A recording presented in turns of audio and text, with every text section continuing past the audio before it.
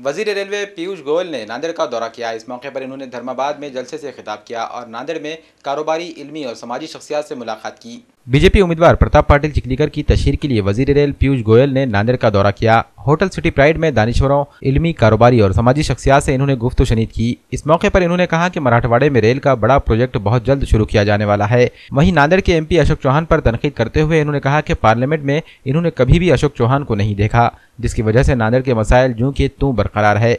नांदेड़ की तरक्की के लिए पीयूष गोयल ने प्रताप पाटिल चिखलीकर को पार्लियामेंट भेजने की अपील की। इस मीटिंग में प्रताप पाटिल चिखलीकर समेत ओम प्रकाश पुगन्ना, चैतन्य बापू देशमुख, प्रवीण साड़े और बाड़ू महेश खोमने भी मौजूद थे। मैं लगभग अलग अलग समय पे 7 विभाग देखे, 5 वर्ष मंत्री रहा। 5 वर्ष तक आपके सांसद को कभी फुर्सत नहीं हुई इसमें से कोई भी एक विषय लेके मेरे पास आने के लिए। 5 वर्ष तक आखिर पावर भी इम्पोर्टेंट मिनिस्ट्री थी, कोयला, नवीकरणीय ऊर्जा, रेलवे अभी है, पहले वित्त भी संभाला कुछ समय के लिए। मुझे नहीं लगता, मुझे याद है आज तक एक भी बार आपके माननीय सांसद जी को समय रहा कि आके कुछ आप सबके विषय हम तक पहुंचाए, क्योंकि मैंने 5 साल में उनको पार्लियामेंट में ही कभी नहीं देखा। ईमानदारी से मैंने कभी नहीं देखा पार्लियामेंट में। कोई इसका डेटा निकालिए चिखलीकर जी, उनकी अटेंडेंस क्या थी।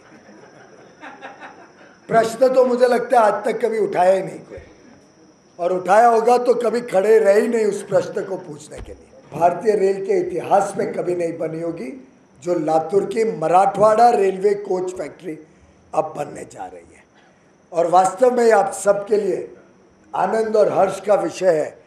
और मराठवाड़ा के युवा युवती जो बड़े रूप में लातूर, नांदेड़ में तो शिक्षा का बहुत केंद्र है, इंजीनियर, डॉक्टर, आप लोग हजारों लाखों की संख्या में देश भर में भेजते हैं, लेकिन यहाँ मौका नहीं मिलता है उनको अपना कर्तृत्व दिखाने। और मोदी जी के प्रयत्नों को साकार करने के लिए हमारे माननीय आने वाले सांसद, होने वाले सांसद चिखलीकर जी बड़ी बहुमत से यहाँ से जीत के जाएंगे।